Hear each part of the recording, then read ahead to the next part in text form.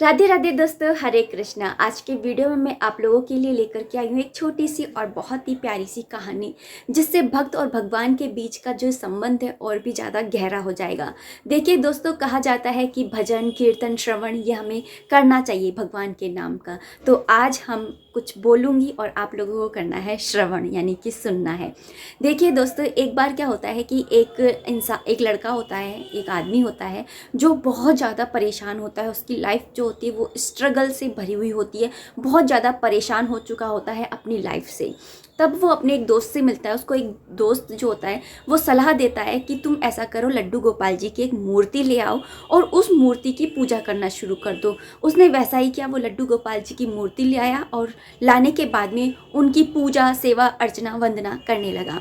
वो ऐसे ही करता रहा, महीने बीते, साल बीत गया, लेकिन कुछ भी उसके जीवन में परिवर्तन नहीं आया। तब जाकर के वो उसी दोस्त से मिला और उसने कहा कि यार, तूने मुझसे कहा था कि मेरे जीवन में परिवर्तन आएगा लड्डू गोपाल जी को लाने के बाद में, मेरे जीवन में तो ऐसा कुछ भी परिवर्तन नहीं हुआ, तो मुझे क्या करना चाहिए। तो उन्होंने कहा कि शायद हो सकता है कि लड्डू गोपाल जी तुमसे नाराज़ हैं, तो ऐसा करो, माता रानी की मूर्ति ले आओ और उनकी पूजा सेवा करना शुरू कर दो। तो उसने अपने दोस्त की बात को मान लिया और माता रानी की तस्वीर को ले आया।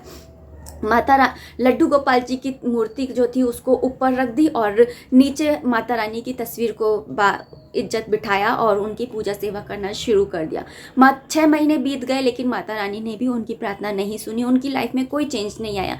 तब उस दोस्त ने सोचा कि यार, मेरी तो लाइफ में कोई परिवर्तन ही नहीं हो रहा। हो सकता है कि मैं जो धूप दीप जला रहा हूँ, ये सारे धुएं वगैरह जो धूप दीप जल रही है, ये सारे की सारे लड्डू गोपाल जी जो है वो ले रहे हैं, माता रानी तक पहुंच ही नहीं पा रही है। उन्होंने अपने मन में ये वाली बात सोची और लड्डू गोपाल जी के प्रति उनकी जो ये वाली भावना थी, घृणा वाली, उसको रहते उन्होंने उनके मुंह के ऊपर पट्टी बांध दी, जिससे कि उनको जो है वो धुएं की गंध और ये सारी चीज़ें जो है उनको ना मिले, माता रानी को ही मिले।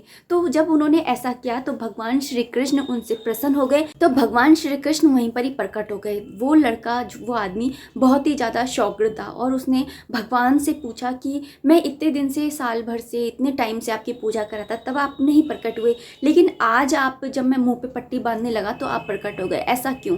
तो भगवान ने कहा, आज से पहले तक तुम जब भी मेरी पूजा सेवा अर्चना वंदना करते थे तो तुम मुझे एक मूर्ति समझकर करते थे। आज पहली बार था कि जब तुमने ये सोचा कि इस मूर्ति के अंदर प्राण है, और जब तुमने ये सोचा और मुंह पे पट्टी बांधने के लिए तुम आए, तो मुझे तो आना ही था।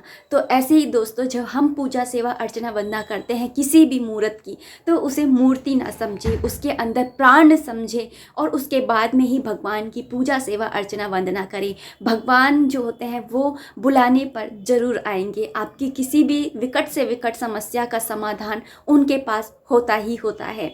तो वो कहते हैं ना कि जहाँ पे प्रॉब्लम्स होती हैं, प्रॉब्लम्स के आने से पहले ही सॉल्यूशंस भी होते हैं, और वो सॉल्यूशन है भगवान श्री कृष्ण। मुझे अपनी किस्मत पे भरोसा नहीं है, मुझे भगवान श्री कृष्ण पे भरोसा है। हरे कृष्णा, राधे राधे।